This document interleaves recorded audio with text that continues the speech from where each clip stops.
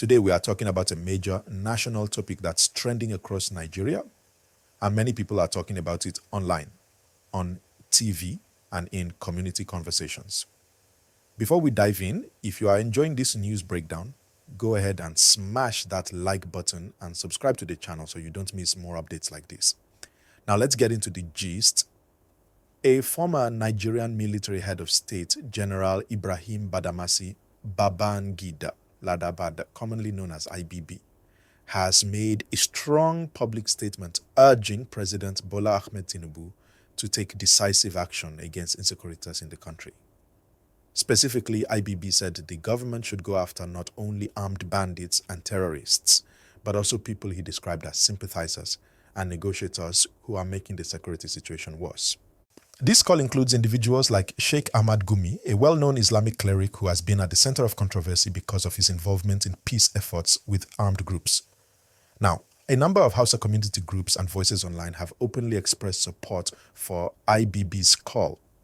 They have shared statements saying they want no bandits, no terrorists, no negotiators, no sympathizers spared, and that this kind of strong leadership is what they want to see from the government. Let me be clear for everyone watching, this is a very heated and sensitive discussion.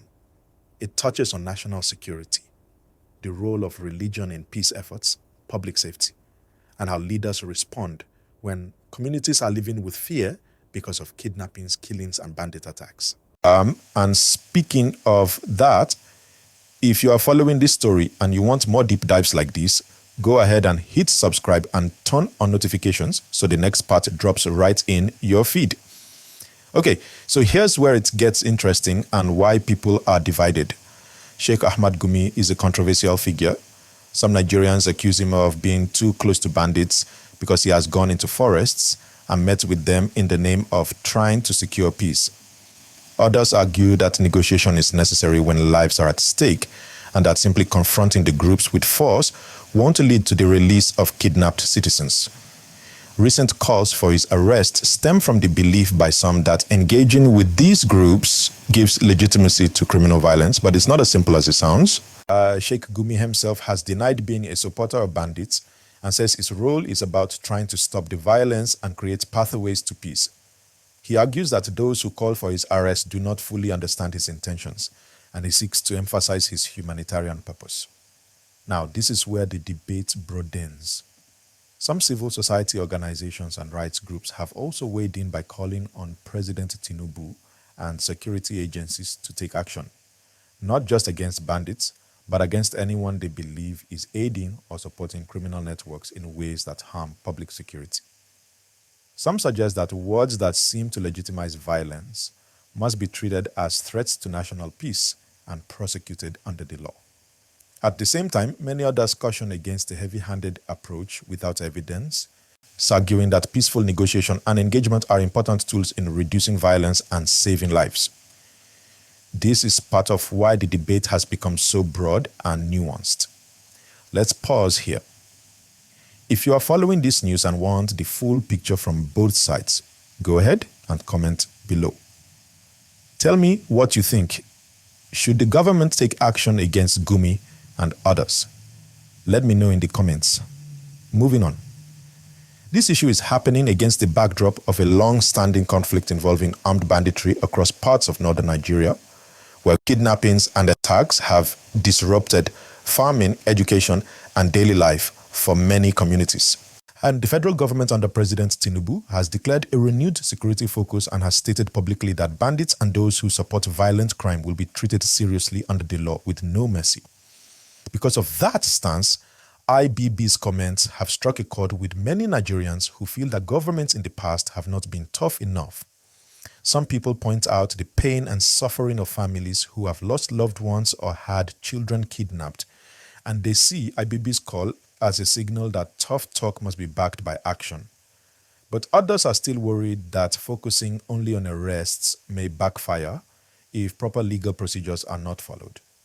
For instance, some say that negotiations, even if imperfect, have in some cases led to the release of captives without further bloodshed. This creates strong disagreement about the best way forward, Before we go further, I want to remind you, if you are finding value in this detailed explanation, make sure you like the video and subscribe so you never miss updates exactly like this one. Now, there are also some false or misleading narratives floating around on social platforms about Sheikh Gumi's statements. Fact-checking organizations have looked into viral videos and found that some clips are manipulated or taken out of context. This means that parts of what people see online might not be an accurate representation of what was said. That's why we need to look at verified reports and reliable sources. This adds another layer to the story you see as the line between facts, opinion, and misinformation becomes blurred. Public discourse becomes more intense. Let's take a moment and think about this. Is the problem in Nigeria simply about criminal actors? Or does it run deeper into governance, trust, and how leaders choose to address security without undermining law and due process? That's the bigger conversation people are having. Now let's address the fact that calls for action aren't just coming from one group. Some religious groups, civil rights organizations, and community voices across different parts of Nigeria have at various times urged authorities to act, whether that's to arrest certain public figures or to reform security strategies. These voices reflect real frustration with insecurity and a desire for peace and stability. So then, if you are still with me and you are learning something new, go ahead and tap that like button again and share this video with someone who needs clear news, not noise. One of the most important points here is this. The government's response must balance justice with rule of law. Nigerians want peace, families want safety, and communities want assurance that decisions are made fairly and transparently. And that's something worth discussing every single day.